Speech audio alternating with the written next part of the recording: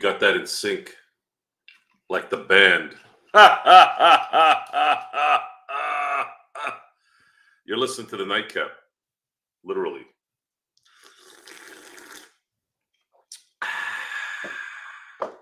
With Joe Soro and Gerald G. Glassford. We have a dynamite of a show tonight. I really don't know how it's going to turn out, but we are going to talk about the Lakers, and we're going to talk about certain things that pertain to the Lakers. And we're going to find out tomorrow night if the Lakers can break this little opening game curse that they've had since 2017. I believe the last opening day win was in 2016 when Timothy Mozgov, I don't remember if Luol Deng played in that game, but I know Timothy did. And they beat I believe they beat the Houston Rockets and went 1-0. So top to you all for 2016. And Timothy Mozgov. I hope you're doing well in life, folks. It's it is Pepsi, Jay. I didn't have Coke today, so I had to put the rum and Pepsi together instead of the rum and Coke. So the Lakers, I'm not surprised that the Lakers are favorite tomorrow. I think there's going to be some adjustments for Minnesota. So if there was a time where the Lakers were going to play Minnesota, this was probably the best time. My only issue is when are they going to get rid of the circus during the game so that they can focus on winning? Because if they end up screwing this game because of their circus, tomorrow's going to be lit. And I don't, Well, it's so funny because Douglas, one of our nice emailers, actually very complimentary to us, he sent in a thing that maybe we should go with more circus themes, and see, I'm like, and I was thinking about that, but I'm like, I'd get a copyright strike if I even tried to put that on the air. We need to figure out how to do this so that we're not constantly worried about the stupid Gestapo stopping every little thing that means nothing. Is there some kind of thing we can do here? Isn't this? Don't you know how this works? How come everybody I know has music? They have all this shit, yet we're the only ones that get dinged. No, it's a lot of people got dinged. What's his name? Dan, the Laker fan, got his channel shut down. Or I say he got demonetized for a while because he put on too many ESPN things. So you got to be careful how you do it and when you do it and how you do it. Reverse angles and all that stuff that comes into play that they want you to go ahead and do to try and beat the content ID. That stuff, man, it's just wild how you try to do it, or like try to put it squeeze it. If you're trying to show a video, trying to show it in a very small angle type deal. So yeah. Okay. So what are you supposed to do then? What exactly is? I'll look more into it and I'll see what I can do to try to get some. We're gonna have to make our own goddamn music so that we don't have to worry about getting dinged. Is that what it is? Is that what it is? Yep, probably. Jeremy said he got copy striked hard. He had to go get a job. He was saying on the air. I remember him saying that because they took away a lot of his income. So he got it back, I think, eventually, JSJ. But yeah, he was pretty distraught at the time. Remember, it was like a few months ago. It was just he was really making a living. Yeah, that's the goal, man. And he had at the time he had like 20,000, 30,000. 20,000 subs will make you some money in this, huh? Well, it's also the views, how many people view it as well. If you're getting like if you have 30,000 subscribers, but only 100 views, 200 views, you're not making jack poop on a stick. But if you have 30,000 subscribers and you have 30,000 views, 40,000 views, 50,000 views, that's the beginning of something right there. Sounds exhilarating. Anyways, so we are at the eve of the NBA opening game season 19, 20, 30, 40, 20, whatever. And we are as negative as we can be to some, realistic to some as well, and positive to none. So we're going to go over some things tonight, some things that I wasn't able to do earlier today on the original last preseason day before the regular season. This is a long season, folks, and it's been a crazy sports week when you factor in all the sports that's been going on with the WNBA finals, with the NFL, with, of course, the LCSs and how that turned out. So we're going to do our best to try to make this week's Laker first week relevant. Winning will solve all the problems. And we're going to see if the Lakers will make us eat black olives. You might be wondering, what the hell am I talking about? For those of you who just chimed in today and not the last day or so, I mentioned that I talked to my Laker brethren over at the LakersBall.com site that if the Lakers, themselves into actually winning and winning consistently and looking like a real contender, I would eat black olives. I do not like black olives. So say it again. What's the deal? What's the so the cliche of eat crow. Will you eat crow? And obviously I'm not going to eat a crow. So I try to meet it halfway. Because what am I going to say? How's this going to be fun if I just say, yeah, I'll eat crow? There, I ate crow virtually in my mind. Well, instead, I said, how about if I literally eat something that I cannot stand that would be like eating a crow, I would assume.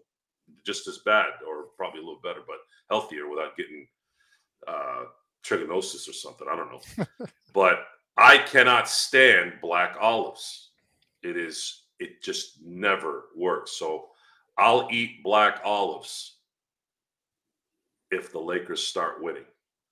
And this is no lie, folks. I can't stand black olives. What do you determine as start winning? Well, they have to show that they're contenders. And what that means is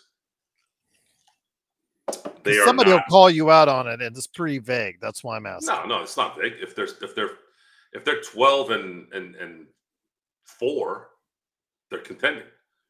Okay. If they're 15 and 5, if they're 20 and 10, I think we can use some common sense there. I'm not gonna pull semantics out of this. We all know if they're 10 and 20 after 30 games, obviously you know there's something wrong there. If they're 500, that's no good either. They have to be top 4. How about this? Top 4. Because that is what's going to guarantee you home court. Some will say, Joe, come on. How about the 5th and 6th? That's still a good spot. Okay. The 5th and 6th guarantees you a playoff, correct? Mm-hmm. Okay, without going into play-in, right? Mm-hmm. Okay, how about I do this? I'll placate you all. 1 through 6. But this is supposed to be before all that. I'm thinking more December that they're kind of rolling. I'm not going to base it off of all year. And it's not really this big thing. It's olives. For all people know I'm bullshitting. Who the hell ate, I don't know anybody that doesn't like olives. Very few people. Good point. Well, I was going to say, Frank was asking, what if they start out good, but at the end of the season, they lose the majority of their If they lose during the end of the season, going back to common sense, if they lose towards the end of the season, that means something went wrong health-wise. There's no reason for them to start out 12 and 4 or 15 and 5 or 20 and 10 and then all of a sudden crap the bed other than injuries. And that's a good name, Jay. I'm gonna use that one. Ifers. And when have the Lakers really not played exactly how they play the last 2 years, what have they done? Start out slow. They won the in-season tournament. They played their hearts out there. And then, of course, they decided to give back half those games the following week. It didn't matter. I'm sorry. I don't care about the in-season tournament, folks. I don't care about it. I don't think anybody does. I think this is just a thing to showcase the NBA. It has no bearing. I don't care if they win the next 10 in-season tournaments. It means dick. The only thing that matters in sports is the end of the year trophy, and that's facts. First 10 games, 3-7 record. This team can't be good. Gerald. Joe Ingles, we're going to find out. If the 3-7 out the gate and no one's injured, that's a problem. We're not saying we disagree with you. Joe in his earlier statements did not tell me exactly where he placed the Lakers. He just said who was going to win the title in his books. For me, you saw, if you watched the season preview, you saw exactly where I placed the Lakers. And I know you were on Jeff's channel. You said a comment. I had to play it back because I missed it earlier the first time, talking about tomorrow they're going to get killed or whatnot. Yeah, they could. I'm not saying differently. Get killed? Yeah, or said somebody's getting embarrassed tomorrow. I think Joe Ingles said something to alluding the fact that the Lakers were going to get embarrassed tomorrow. I think if there's a game they're going to get embarrassed, it's not going to be tomorrow. Tomorrow, actually, they might have a shot because Minnesota, they made a late transaction. They don't know. They don't have anything to play with yet. It's going to be a new team with a very short window of preparation. I don't even know if Julius Randle is playing. Is he playing tomorrow? Yeah, he's playing. Okay. They're going to need to get acclimated. So there might be a shot if AD and LeBron and a couple guys go off, let's say. I think there might be a shot there. DVD doesn't. DVD, he just goes in there and lets it fly. DiVincenzo. All due respect to DiVincenzo, he's a good player, but I don't think of him as that guy, really. He could go off and drop 12 threes, but so can D'Angelo Russell. The Lakers have a very good shot at winning tomorrow. The issue is 3 days later against Phoenix, then they have a back-to-back against Sacramento, and then they got to go fly to Phoenix. How are those 4 games going to turn out? I think that sets the trend because that's going to be that second Phoenix game is going to be an early Midwest road trip, which in a lot of ways is good because you kind of get rid of that turkey neck early. That trip to Toronto, that trip to Cleveland, that trip to Detroit, all the places that Phil Jackson said, I'll coach at home and then not go to those places when he was thinking about coming back the third time. They're going to have to get their feet wet early. Can they start the season 3-1? It's essentially winning the 3 home games and then losing the road game. And then when they go out on the road, can they win the road trip? Just like in baseball, when a team that wins the series, that's what teams want to do during the year. So if they have a 3-game series, they want to win at least 2 out of 3. They go on a 4-game series road trip, they want to win 3 out of the 4. Or in general, any 4-game trip or any 4-game series. So 2 and 3, 3 and 4. If you have a 2-game series, win both. That's essentially how that works, right? Will the Lakers, based off their schedule here in the first 6 games of October, will they go 3-2? Will that be considered good? That's going to be the question. And I have no answer at this moment. They've had problems playing against Sacramento, whether at home or on the road. And then they're going to have to handle that early road trip to see how that works. And I don't think they ever really struggled too much against the Cleveland, Toronto, Detroit, Memphis teams. But it's usually the South guys in Orlando, Atlanta, Miami. Usually that road trip seems to kind of befuddle them because I think because of the extracurricular activities down in Florida.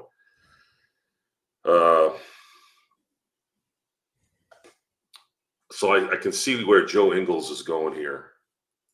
Joe, you're just throwing out this guy's going to eat this guy and this guy's going to beat this guy. So you've made up your mind that the Lakers are going to pretty much go 0-82. Am I correct? Gerald, is that the interpretation? Yes, that is the interpretation. He hates the trash roster. I'm not saying going to disagree with him on the fact that it's bad roster, but he repeatedly said trash roster. Let me clear this up, Joe. When we talk about the deficiencies of this team, we're taking information from what we're watching, and we're saying this is not good, this is bad, this might work, but you can't just go into every game and go, they're going to suck. You have to kind of weigh each game as its own thing. Tomorrow, the Lakers have a very good shot at winning tomorrow. Yeah, Wolves are only favored by 1 or 2 points. Thank you, Intel, for the update. Truly appreciate it, and the super chat. So Sabonis is going to eat AD's lunch. How do you know that? Because he's done it in the past? And by the way, why are we talking about Sabonis? Tomorrow they're playing Anthony Edwards and Rudy Gobert. And Nas Reed and all that, yes. Julius Randle. Let's focus on tomorrow's game. I'm waiting for the circus to come in and leave really quickly. Hopefully it's not during the game when it's competitive, which that's really what I'm waiting for tomorrow. I have a common sense detector that says that Redick is not going to put in the circus boy until the end of the game. There's no reason to put him in anywhere between, unless they're up 10. Maybe when they're up 10, you think that's what they're going to do? I think they're going to do it opening the second quarter, regardless of the score, just to get it out of the way. I do know that, hold on, Ken Griffey Sr. and Jr. are going to be there present. So the league has probably told them that they're going to do it tomorrow night just because. So, wow. Yeah, just letting you know.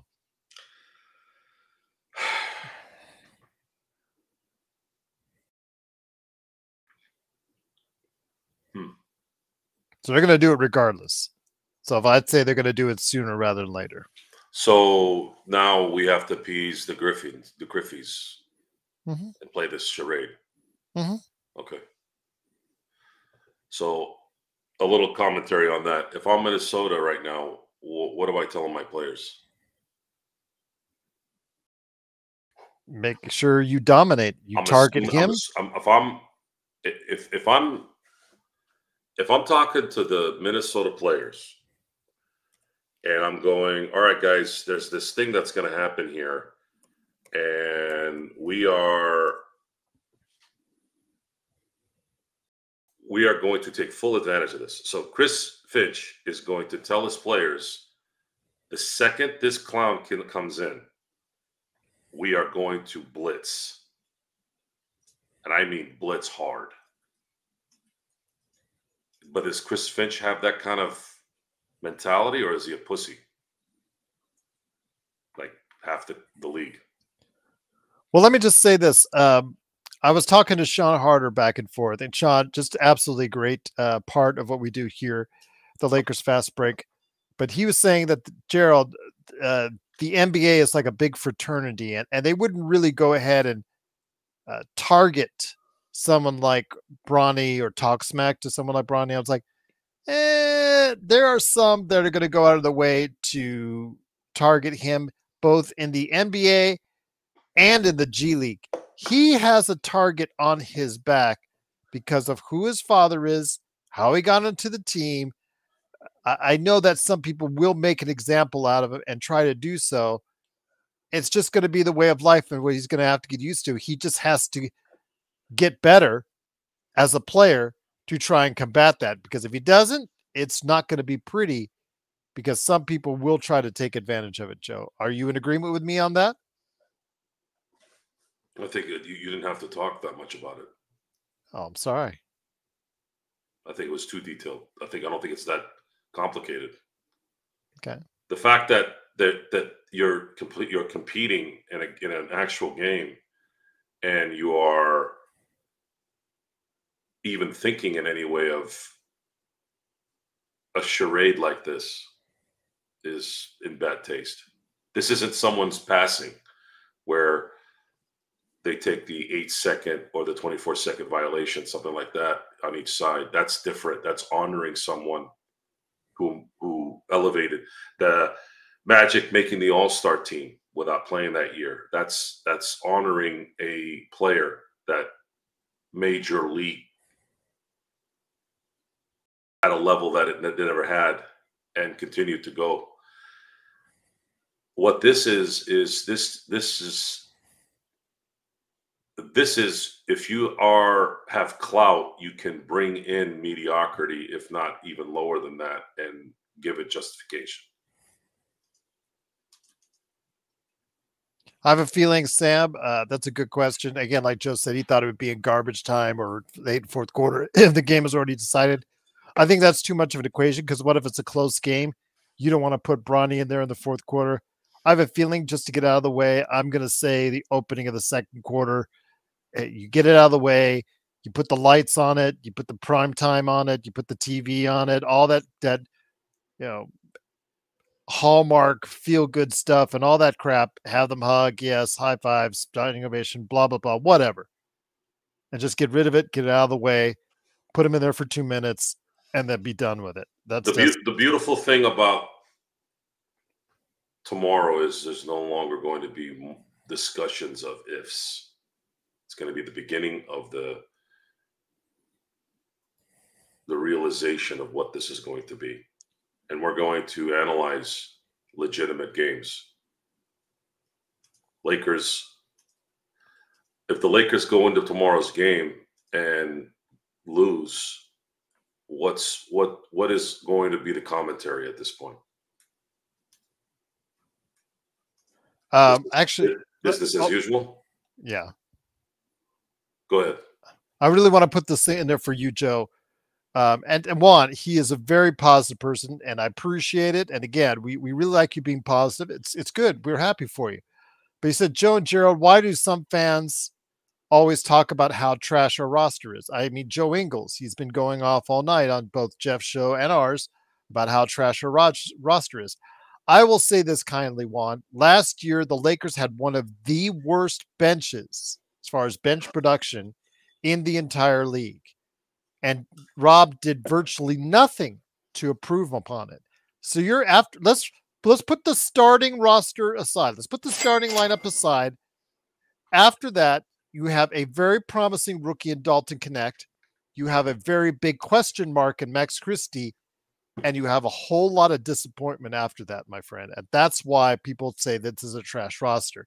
Again, last year we were one of the worst productive benches in the entire NBA. That's what people are basing off of. And I'm not sure Dalton Connect. Dalton Connect is only one man, and one man can change entire bench. That's hard to do, Joe.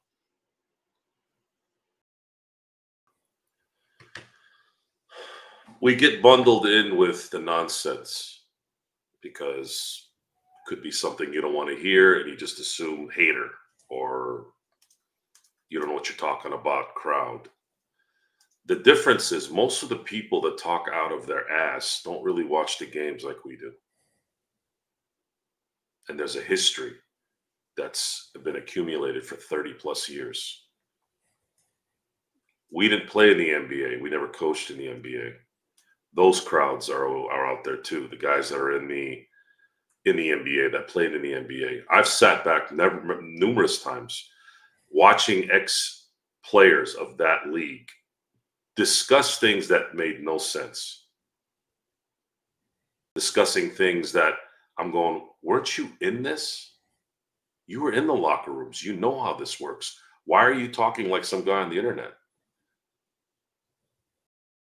The things that John Sally said, I've been using that as a huge example. And how bad. I don't care if you played in the NBA. When you're wrong, you're wrong. I don't have to be in the NBA or coach in the NBA to know you're full of shit. I'm going to use the John Sally video that I saw a while back, and every now and then it creeps up, about how Phil Jackson kept Kobe Bryant from getting 100 points. That's really bad commentary. That's wrong. By saying something like that, and you being a former NBA player and you didn't do your homework, that says a lot about you. Why would he say that? You all might be confused at where I'm going with this. John Sally, I don't remember who I think he was sitting with Gilbert Arenas. I think it was him. I can't remember exactly, but John Sally said Phil Jackson didn't want Kobe to hit 100. He said something about how records should be meant for certain people, something like that. Now, mind you, folks, Kobe Bryant, when he was playing with Phil Jackson, had a very specific rotation, his minutes, okay? Generally, what he did when he was at his peak, he'd always play about 42, 43 minutes a game. He'd play the first quarter, he'd sit the first 6 minutes, play the last 6 minutes of the second quarter, play the third quarter, sit the first 6 minutes, against, unless it's, of course, a tight game, sit the first 6 minutes of the fourth, and then finish the game. That's usually how it worked. When he was in his heyday, he'd probably sit for 4 minutes. But you guys know what I'm going with this, right? Now, Kobe in 2006 did not. Every game, people assumed he was going to hit 40. He had scored 26 points in the first half. He had done that numerous times during that year. No one thought he was going to drop 81. Okay, so you have to say that John Sally was Nostradamus or Negrodamus for most of you out there who watch Chappelle. I usually like to use it. It's funny. You have to by saying something like that, that means Phil Jackson knew Kobe was going to get 81 when he sat him in the second quarter or in the first half. There's no way he would have known. And that's bad commentary. And that happens a lot from former players, from former coaches. They say stuff like that. I remember this stuff. I don't know why, but I have a brain for it. I remember scenarios. I remember sequences during games, when people checked in, when people checked out. I remember these things. So if you're going to come with information like that, and you are blatantly lying, making stuff up to make you feel good about something, I'm going to call your ass out. I don't care if you played in the NBA. I don't care if you coached it. You're wrong. There's no way Phil Jackson could have possibly known that Kobe was going to hit 81 that night, let alone 100, because he was setting up his normal rotation. The only reason why Kobe could go after 81 that night was because for the first time that Kobe dropped that many points before the third quarter ended was that they were still in a competitive scenario. All the other ones, 56 against Memphis in 3 quarters, 62 with Dallas, 65 with Portland, all those scenarios, they were blowing them out or they were going to win the game. And that's what I'm talking about. There's more detail to this, and it's a small story that I'm trying to make a point at. But right now, factoring in all of the stuff going on with the Lakers, we've watched all 82 games plus the in-season tournament championship, which is 83, and 84, which is the play-in. And then we watched them losing 5 to Denver. We saw all the preseason games last year, which were 5, right? So that's 89 games plus 5, 94 games. What are you going to tell us about this roster as a fan, as a commentator, because I know a lot of people talking about the Lakers. I know they didn't watch all 94 games. So what do they know? What do they know about really what the pulse of this team is? You tell me. Are we out of line? No, I don't believe so. Big shout out to Intel for the super chat. What stays on target? What does that mean? No, if you stay like there because they were asking. JY was asking, "What's the topic for tonight?" And you said preview on season, but sometimes I'd talk about the Dodgers, the Steelers, if it goes off another direction. That's why. Yeah, I mean, I can throw in some Dodger talk. I know that there's, the first game is on Friday. If you guys want to have some dialogue on that, I can go ahead and talk about that. The Steelers, it's an interesting little path going on here since Sunday. So the Steelers played the New York Jets. The Dodgers played the Mets. Dodgers closed out the Mets, the New York Mets. Steelers beat the hell out of the New York Giants. Guess who the Steelers are playing next Monday? The New York Giants. Guess who the Dodgers are playing in the World Series? The New York Yankees. It's an interesting weeks. But I sat there today thinking about that. I said, could this be the day? Could this be a 2-week period in my sports life that I'll never forget, where all my teams rocked New York in a 2-week span? Jeremy is asking, what was Kobe's 3-point per engagement for his career? I don't know that analytic. I don't know those analytical specifics. I'll look up his stats, see if I can bring it up on. Kobe was a streaky 3-point shooter. Yeah, he wasn't a sharpshooter. He wasn't. I think when I hear that, there's a lot of discussions about Kobe being a better shooter than Michael Jordan. That's not true. He's 33. He was 33% overall from Michael Jordan was a much better shooter than Kobe. Kobe just shot amazing shots under duress at critical moments. I'd say there's no one could shoot. No one's scared. I think Bird had that, and of course people were scared of Jordan too, but Kobe scared everyone because he was such a really good bad shooter maker. He can make shots like Bird. My dad growing up, God rest his soul, my dad used to say Bird would just throw the ball in the air and it would go in.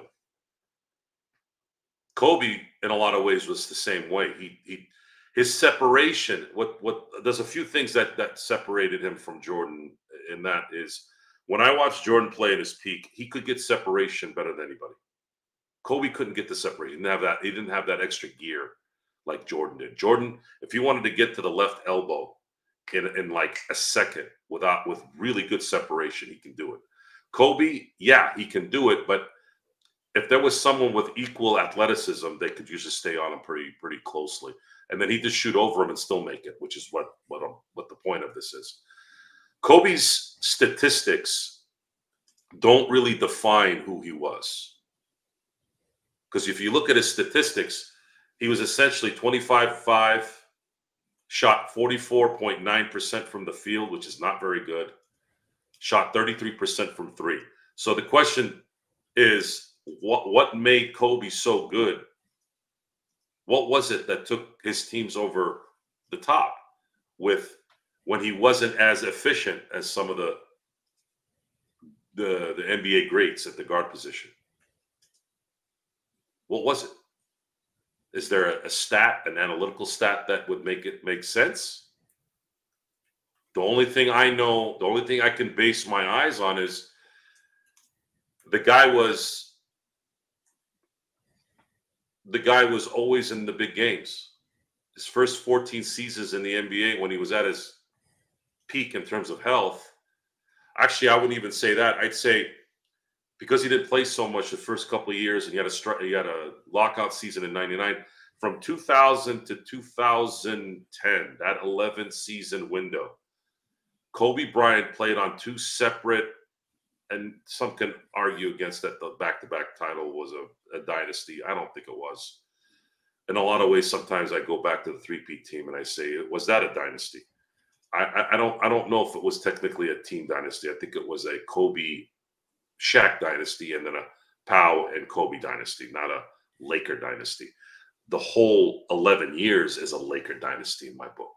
If you want to say that, because Kobe was the tie-in to all that, you could say that the 2000 to 2010 Laker team was a dynasty. But you look at those, the competition. Look at the teams he played against. It was pretty significant. And even the teams that were likely not to have a shot at beating him, look at who he beat. He beat Jason Kidd and again when he was in New Jersey. He beat Allen Iverson when he was in Philly. He beat Reggie Miller when he was at Indiana. You had Dwight at its peak in 2009, and then in 2010, obviously the big three. So he was beating 50-win teams on his way to playing these elite players with their teams, and in two different styles, two different sets of championship run teams. And that's kind of where I'm at with that. Kobe was a god. Take him all day over Braun. Braun is truly great. Not at this. Yeah, Search. That there's some that will. Some are mesmerized by the statistics. I've never been afraid of LeBron. I don't know if that means anything. I've never been afraid of LeBron. My top 5 was Kobe, Bird, Magic, Jordan, and Kareem. All 5 were killers. LeBron has never been a killer to me. I've never been worried about LeBron, and that's just kind of how I feel.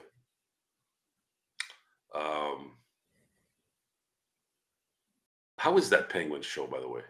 It's okay. It's okay. I really liked the Batman movie. I thought it was really good. And the Penguin show kind of continues that. The female lead who plays the rival of the Penguin, she is really good in the show. And I think she's making the show what it is. It's a good watch. But I was saying Johnny Sack's daughter. Yeah, I mean she was really good. Colin Farrell. You really, it's so cool what they did for the prosthetics on him, because you really wouldn't know it's Colin Farrell if you looked at it. And he's been doing okay. But yeah, otherwise it's not too bad. It's not too bad. It doesn't overwhelm you. And obviously, basing it off the movies, it continues some of the storylines from the movies, the fallout from whatever happened in the Batman movie. If you haven't watched it, yeah, I think it's a solid watch. He was just asking me which one I like better. I say maybe Agatha just a tiny bit more, but it's like they're both okay. They're both okay. Not overwhelmingly great or anything like that, but okay. And we did find out this past weekend at the New York Comic-Con that Daredevil Born Again is coming up in March. So looking forward to that. Who's playing Daredevil? It's the same guy in the Netflix show. Yes. How was Joker Part 2? Joker Part 2 is very disappointing, Intel. You watched it? Yeah. It's just, it is what it is. It's just let me go ahead and see if we can put a musical into this thing. Oh, let's go ahead and do a courtroom drama into this thing. And it just doesn't quite fit, and it just doesn't quite work out. But it was Todd Phillips saying, you know what? I really don't want to make this movie, but Warner Brothers gave me a whole hell of a lot of money, and also Joaquin Phoenix and Lady Gaga a whole hell of a lot of money. So we're going to take it, and we're just going to put something out there for 2 hours and be done with it. He did not want to do a sequel. You could tell throughout the movie he did not want to direct a sequel. He's already had enough of sequels with The Hangover. So how do you justify that as Warner Brothers? The only way you could justify it is, hey, the first one exceeded tremendously above expectations because it became the first $1 billion worldwide R-rated movie before Deadpool and Wolverine. So you could say it exceeded expectations. maybe it was going to do what it was projected to do. I think I remember if I talked about the time about 5 to 600 million. I think people were talking about. So that is well beyond what those expectations were. And it wasn't, it was made for under $100 million. So its level where it needed to make money was not nearly as high as what Joker 2 was. Joker 2, they backed up the Brinks truck for Todd Phillips, the director, and of course, Joaquin Phoenix and Lady Gaga. They paid them tens of millions of dollars. And they, I think the production budget was around 190, $200 million. So the old rule for making money, for a movie to make a profit, it has to be 3.5 times or 4 times whatever the production budget is. So I'll let you guys do the math and understand that they're taking a bath. The loss, whatever loss that they're going to make on this, is probably much more than what they actually got as a profit for the first one. Well, I heard the first one cost 40 million and they made $1 billion. It was 80 million. It was 80 million. 80. Yeah, 80 before any advertising. Okay, so here's how it works, folks. I'm going to use round numbers so it's easy to compute. Let's say a film cost 100 million to make. Typically, marketing is going to add another 100 to that. So that's plus you got to, yeah, but you also have to pay distributors based on what area of the world that you're dealing with. So you're already 200 in the hole by making the film at 100 mil and then advertising it for 100 mil. Now you release it. You gotta there's a scale depending on how the deal is set up where a certain amount of money goes to theaters and then you get the other. I think at the beginning it's 90-10 and then it slowly gets to 80-20, 70-30, blah, blah, blah. They always said it was half and half, but I think the deal's been changed. So then that factors into the total. Black Adam was the movie I try to give people an example of why this movie, why The Rock screwed up his own franchise. Because he wanted his portable gyms and all this tequila advertisement bullshit on there, and it cost them millions. Black Adam was not a bad movie, but the problem is it cost so much money. They were bound. It sunk because it cost so much money. It wasn't because the movie was bad. Now, there is no way, based off of the material, that The Rock should have ever played Black Adam. But the movie wasn't bad. But the problem was they spent way too much money and they were never going to recoup it. Because I think for some weird reason, they thought they were going to make $2 billion on this thing. I don't know why. This is not the Avengers. I don't know why the hell they thought they were going to make that much. The thing cost $500 million. No good. That thing would have broken even at $1 billion. So imagine, it would have broken even at $1 billion. And of course, they didn't make that much. I think they made like 600 million. So that's, yeah, it's a, you look at the Terrifier, why horror movies are always going to be popular to make, because what did they spend? 4 million? Made 18 million opening night? Yeah, remember the first one was made for like $25,000. Second one was made for like $250,000. This was made for like $2 to $4 million. And it made 20 million in its first weekend at the box office with no advertising. Remember, they did not advertise this movie because it's a not rated movie. And of course, Cool Bro conned his dad into go seeing it. So Intel, I appreciate the super chat. As far as Disney, again, I know he's a kid, but such a stupid kid. I mean, come on. This is stupid. Why would you even, what would possess someone to go and watch something like that at 15 years old? Seriously. And the thing is, he takes pride in it. And a lot of this is, me being maybe a little cynical. I feel like it's a rouge. Still do. That this whole thing is a fucking work. So for those of you who don't know what the hell that means in wrestling terms, it's fake.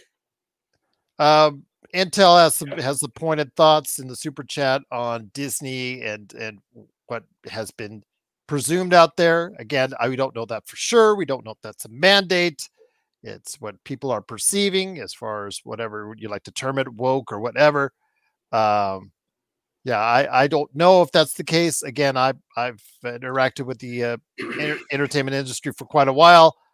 I've not heard that from Bob Iger's mouth. I've not heard that from anyone up Frank at Disney, so I cannot say that's 100% correct or not. I mean, you interpret whatever they're putting out there as what they're interpreting. So if that's what you want to say, then you're entitled to your opinion until.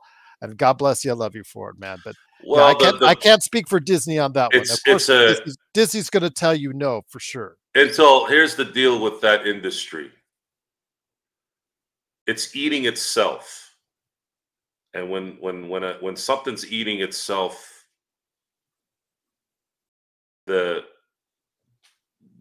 garbage starts to seep out. Why it's eating itself is because I mean, because let's put it the this culture, way. the culture of Hollywood has never wasn't always this way. It was actually more conservative. And then what happened was it's very difficult to have conservative stuff going on in an area with a bunch of artists. Artists don't live a conservative life. Movies are artists. They're art. It's an art. Music is an art, so they tend to kind of be more, I guess, more progressive, right? And what ended up happening was, and I'm going to use a comparison. It's interesting how the same artists who are angry at their own creation because of the alleged mishaps of abuse and Me Too stuff, all that. And then it's been exasperated since last year when the Middle Eastern thing started happening. You know, we all know who runs Hollywood. And the reason why the Jewish people run Hollywood, and a lot of people don't know this, is because they created Hollywood. This wasn't something thrust on them. So now you have this, oh, we're supporting certain factions, yet the people who are in charge of their own world are the people they're fighting. And then you got this other entity, which is the conservative types who all they do all day is, it seems like all they do is complain about how everything is not conservative. And then you've got this big melting pot of trash. And then you have Disney that's trying to balance everything out, trying to appease everybody. And this is my point here. And I'm going to get off of the titles of Disney and all these people. I just want to finish up on that after you finish. I will. I'll let you finish. In the end, folks, what you should get out of that is this is what happens when you try to please everyone. Don't. Okay. I think human beings are smart enough to understand common sense. Unfortunately, most don't. But for those of you who are capable of thinking in common sense terms and understand that not everything is black and white, there's a lot of gray, whether it's things politically that you believe in, whether it's people you want to hang with. But a lot of times what you'll find out is a lot of the people that are using their bullhorns, because a lot of these guys are getting paid, by the way, folks. There was a really good show. This was 25 years ago. It's a really good show on Dateline about actors and activism. Folks, actors are salesmen. They're salespeople. Their job is to sell, not to really do anything else. You've heard plenty of times that actors are not there to act, they're there to promote. They get paid for their views. They get paid for their opinions, and people listen. This is before social media, it's before all that. People listen to them because they are famous. That's why they're used as that platform. And in the end, you got to have some common sense and be able to explain without worrying about repercussions. But people are constantly worried about being judged, being ridiculed. And unfortunately, that if you're one of those people that allows yourself to be ridiculed when you know you're in the right, then you create your own problem. And that's what all this is. And no one can get off of it, because the second someone starts thinking outside the box, right away, it's all, well, they're trying to do this, they're trying to do that. And then of course they go into their PR people. Very few people basically get up and say, look, if you're interpreting that way, I don't give a damn. We're doing this. So if you have a problem with it, eat dirt. But a lot of people don't do that. They're not in the position of power to do it. And I'll just say this, Joe. Again, I'm sure Disney probably did have a directive at some point in time to become more progressive, to, like you said, cater to a wider audience. And in a lot of cases, it has not come out as well as it should have. I mean, The Acolyte, you guys were, a lot of people were saying, oh, because it's so diverse, whatnot.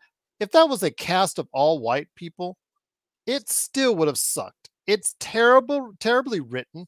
It's terribly directed. It might go down as one of my worst of this year simply because it's just that bad. Doesn't matter who was in it. It's just that bad. And I know Mark, big shout out, nothing but love for Xbox. Go woke, go broke. He's been saying in the comments. Problem is, Warner Brothers had the biggest movie of last year based on a progressive idea and a progressive movie in Barbie. So they weren't broke by making that movie, even though that is entirely, by your definition, very woke. This year's second movie of the year, number 2 movie of the year, has 2 white guys at the head of Deadpool and Wolverine, and that's a Disney movie. So I don't know. I just think it's more, I do understand Hollywood's, in the past 2 decades or whatnot, have tried to make an effort to become more inclusive. I will not disagree with you on that. But a lot of the times, it's not necessarily a film or a TV show or whatever project fails because it has diversity in it. It fails because is it made well or is it not? And with The Acolyte, it sucked because of the people who wrote it, directed, and created it. It was a bad idea from the start, and it should have never been made, period. Whoever was in it, not because of any racial or diversity or anything like that. It was just plain bad. So, I mean, people are just going to hate things because it doesn't feature the people that they want to be in there.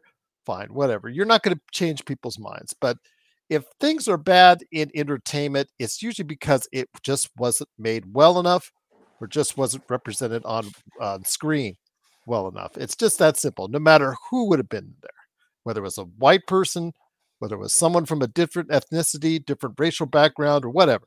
It's just, man, again, if it sucks, it sucks. If it's good, it's good. And I think the last 2 years in movies, as far as the most popular movies on the planet, have justified or reflected that it just takes really good writing, really good direction, really good, and some good acting as well by whatever actors, whether it's just 2 white guys or a diverse cast that can go ahead and do it. It's just that simple. So there's no theory like go woke, go broke, because again, Warner Bros. Would tell you otherwise, and Disney, to some extent, would tell you the same thing. I wish I could believe that, Gerald. Well, I'm glad you. Again, that's my opinion. And I think a lot of the fact this is not just a movie issue. This is a working issue. I had a 2-hour meeting today with a very good, very, very nice gentleman that brokers government contracts. He helps write the contracts. He helps guides. He helps put together subcontractors with other contractors from state to state, interstate, intrastate, extra state, whatever you want to call it. And the government has special programs, and it's actually white men are not really invited. It's disability, veteran, woman, minority. Now, we live in a country where we're told that racism is not accepted. We're inclusive. Literally today, and this is not Hollywood, this is trying to get government contracts for work. He flat out told me that a white guy's not going to get the job. That's racism. And that's my issue with the hypocrisy. Now, going to something as minimal or as, like, what's the word I'm looking for, is inconsequential as entertainment. Entertainment should never be about hiring someone who has no ability to draw a crowd. This is a performance business. You want to talk about opportunity? Yes, keep that always open. You have the opportunity to get the job, but if you force something that doesn't work, that's bigotry. That's lack of talent in my book, and that's where all the confusion starts. That's where all the bullshit starts and all the headaches. And in the end, it's you ruin a good thing, and that's sad because I'm looking at this new trailer with and I love Anna de Armas, a gorgeous woman, good actress. I'm seeing her kick some guy. Dude, she's 5'2", 120 pounds, kicking a grown-ass man. I mean, come on, Gerald. Really? You know what would happen if she kicked me? She'd break every bone in her body. She's not playing a superhero. She was playing a superhero. That's different. But come on, really? If she But then kicks, again, that's a poor choice by whoever's writing or directing. and that's sad too, because there's not they're not listening. Let's just say this: if it was Scarlett Johansson, who's what 5'3" or 5'4", the same thing. Black Widow is supposed to be No. If she was not a superhero, yeah, absolutely, yeah. So. And then it just. I guess I can delve into this a little bit more. By the way, folks, you're watching the Nightcap with Joe Soro and Gerald Glassford. Remember I talked about guys staying on target? For those of you who are new to the show, we do talk Lakers, obviously, but we do throw in a couple of things here. And I gotta say I'm proud of Gerald for participating in this because I thought he shut the show down by now by talking about it. But I'm going to leave it. I'm going to say this last thing, and then we're going to go back to sports. Intel wanted to go ahead and discuss. That's fine. That's fine. Good. I'm going to end it at this. Look, we love Intel. The suspension of disbelief. Just so you guys know, I'm not just picking on women. Once I started seeing Vin Diesel jumping out of a car, landing on a bridge, and going into another car, that's when I stopped watching Fast and Furious. So it's not just a 120-pound woman kicking a 200-pound man and sending him to his death and going, okay, all right. And again, I love her. She is everything you want to look at when you watch a movie. Gorgeous, can act, but there's limits to that. And I'm not saying that women should play the damsel in every movie. Absolutely not. Some of my favorite movies of all time had strong female as in not just emotional, I'm talking physical. Linda Hamilton in T2, Sigourney Weaver in Aliens. You know, these hell, one of my all-time favorites in the 90s was the movie Set It Off with Jada Pinkett, Queen Latifah, and Vivica A. Fox. Great movie, by the way, by F. Gary Gray, which is one of the very, very underrated directors in Hollywood. A good movie, like you said, Gerald, versus a bad movie. But there's also, I know when you're trying to put something in there that doesn't make sense. Stop doing that. Make it make sense.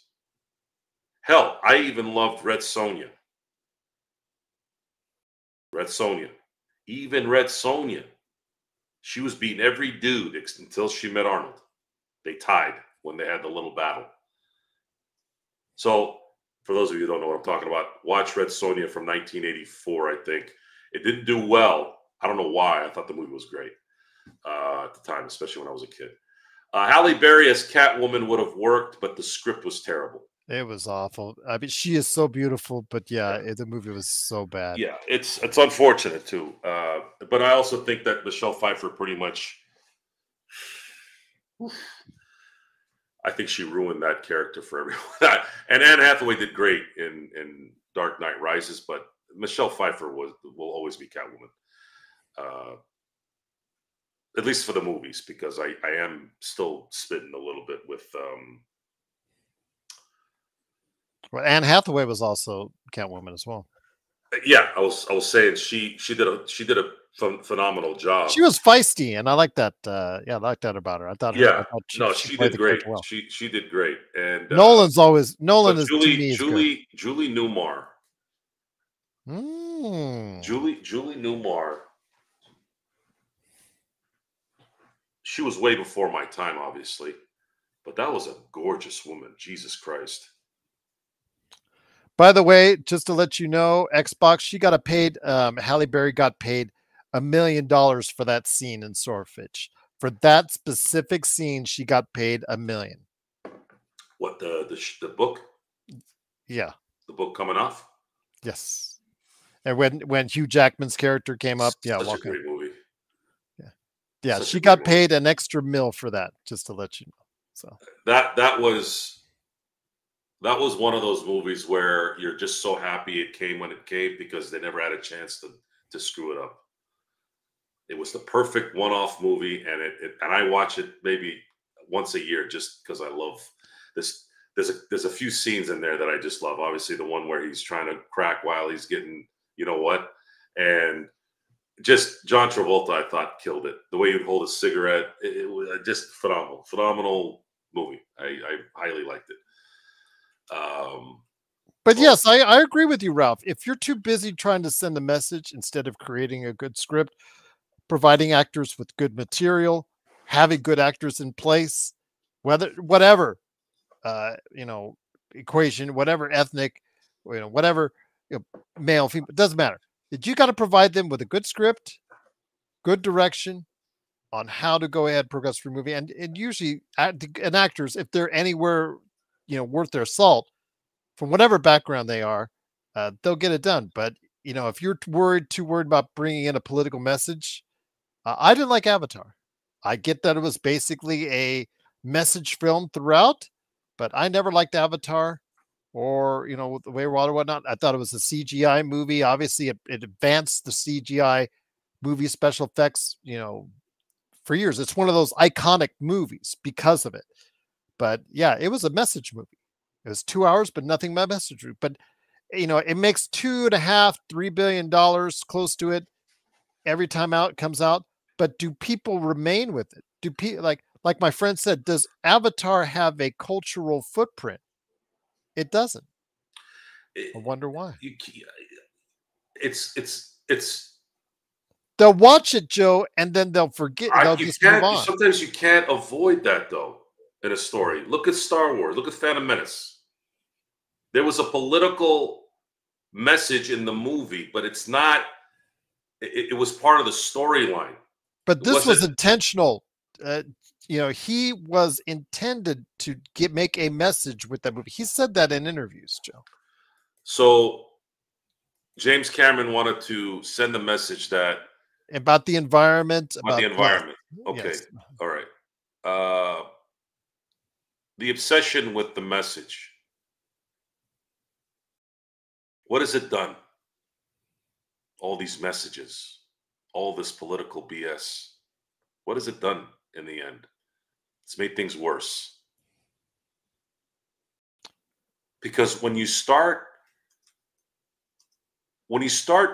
saying that you're gonna go after the problem, and then you end up bringing in people that were not the problem, what happens? That crowd starts to say, F you, I have nothing to do with this. You want to go after the problem? Go after the problem. I've had this discussion with friends of mine when we discussed social issues, whatever. I said, go after the source. What is going on TV and yelling at people who have nothing to do with it going to do? Joe, awareness. Joe, this. I go, it's not working. You're pissing people off. It's not working. You're doing it wrong. I get it. I get what you're trying to do, but it won't work. And I've been saying this since the Kaepernick thing. It's not going to work. You're telling people who have nothing to do with this that they're wrong, that they're the problem. Imagine how you feel when someone's blaming you for something that's not your fault. You're going to get pissed because you keep getting it shoved in your face. Got to go to the source. But people don't know how to do that. And in the end, this isn't cynicism or being jaded. Okay, folks, there's too many people in the world. You got to control people somehow. The easiest way is to keep them uncomfortable and fearful. That's it. It's that simple. I will say, though, Gladiator 2, I was really hesitant to embrace it, but my gosh, you got Pedro Pascal and Denzel Washington. The advanced word, it might be really good. Ridley Scott it's he's directing it, so yeah, I love Gladiator. And I was just saying in the chat, I mean, if you got a Dolby surround sound system, play the beginning of Gladiator and how good it is, especially the first battle scene and how that sound, it just right in your ears or right there all over. It's just tremendous. I watched in the theater back then. And it was just really a great experience. I enjoyed it thoroughly. I was very hesitant to get into number 2, but I'm warming up to it, Joe. I'm just going to say that I'm warming up to it. I don't know about the lead actor, Mescal. I haven't seen too much of his work per se, but when you got Pedro Pascal, who's one of the hottest actors on the planet right now, as far as what he's doing, everything seems to be working. And then you've got, of course, one of the best actors of all time in Denzel Washington. It's a good chance it might work out, Joe. Good chance it might work out. I don't know where movies are going to go at this point. I don't know what's next. I really don't. Well, there still is the cinematic experience. I watched Doom Part 2 two times in the theaters. I watched it in a enhanced audio experience, which was tremendous especially where he's riding the sandstorm. He's riding the worm. That was a tremendous scene, one of the best scenes I've ever seen in my entire life. And then I watched it in IMAX, and just visually, it was just so striking. So there's still movies, Joe, that you should see in a theater because of the experience. Not many. There's not many. Most of these movies these days can just go straight to streaming, and you can watch it from there. But there are still some event movies you should go out of your way to see and experience in a theater. Will we ever see another Harry Potter or Lord of the Rings or Star Wars? Well, something original. Something like that. Yeah, I was going to say you're going to see another Harry Potter TV series pretty soon, unfortunately. But I think you will. I think something will connect with an audience that large. I think that it just takes time. It's just so hard to hit on that magic formula. Those were adapted stories. Dune was thought to be unfilmable, as we saw with the 1984 film. It was really that was a mess in many ways. Some people still like it, but yeah, it was a mess in many ways. And Denis Villeneuve proved everyone wrong. So, those were source material movies that you're all talking about. So maybe an adaptation of a great story. There will be one that comes someday. It's just going to take some time for that to happen. Well, with that, folks, you are listening to the Nightcap. I still think. I was going to say, I still think one behind me, Mass Effect, would be a great storyline for a movie series or TV series. But okay, who are the next? Is there ever going to be a lineup like Scorsese, De Palma, Coppola, Spielberg? Is that crew ever gonna? Is that a crew like that ever gonna come out and start owning again? Lucas, that's different. Like I said, Denis Villeneuve has been killing it lately, and other selected directors. But the you going to see a film because it says Scorsese on the top or Spielberg on the top, those days, I'm not going to say they're done, Joe, but they're going to be harder to find. I'd say you will not have the days of the big director stars, really propelling this film forward, or I got to go see it because it's this person's film. Movie stars, they say that movie stars are dead.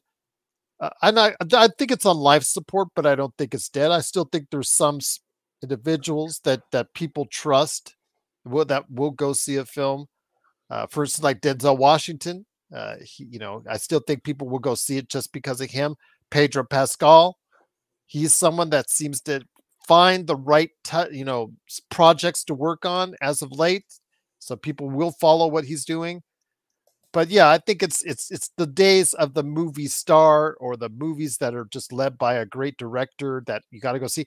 I mean, Christopher Nolan, I think is probably the best example of that, of a movie that you would see, even if you didn't know who was starring in it. If you knew it was a Christopher Nolan film, you'll still go and see. I think that's the last. That's him and Villeneuve examples are probably, yeah. After that, I couldn't tell you, Joe. Fair enough. Again, you're on the Lakers Fast Break Nightcap with Joe Soro and Gerald Glassford. It's been a pretty busy day for you here, Gerald. The NBA season starts tomorrow. There's going to be a lot of sports going on in the next week. And my focus will be a lot on baseball for the next week or so. My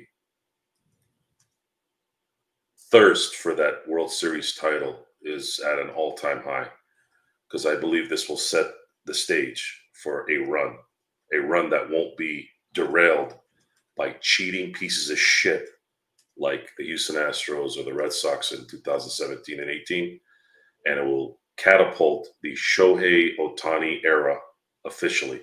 You're talking about arguably, I'm going to say that as a respect to all the players in Major League Baseball, arguably the best player of his generation, and Shohei Ohtani in his first year with the Dodgers, 4 wins away from winning his first World Series title. Pretty phenomenal. Pretty phenomenal.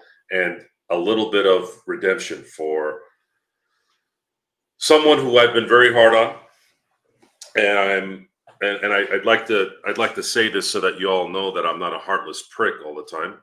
That when you do things that you're supposed to do, win or lose, that you'll have my respect and you will have my support. And Dave Roberts is 4 wins away from putting a bow on one of the more outstanding managerial performances that I've seen in baseball.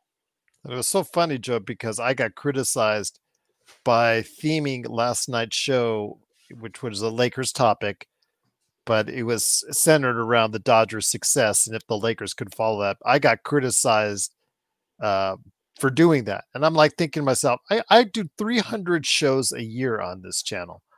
And because I devote 3 or 4 to the Dodgers, do you really have to roast me for that? Really? It's like the people who are, I don't know, what's her name? What's her name? Steele? Sage Steele. No, not Sage. The writer.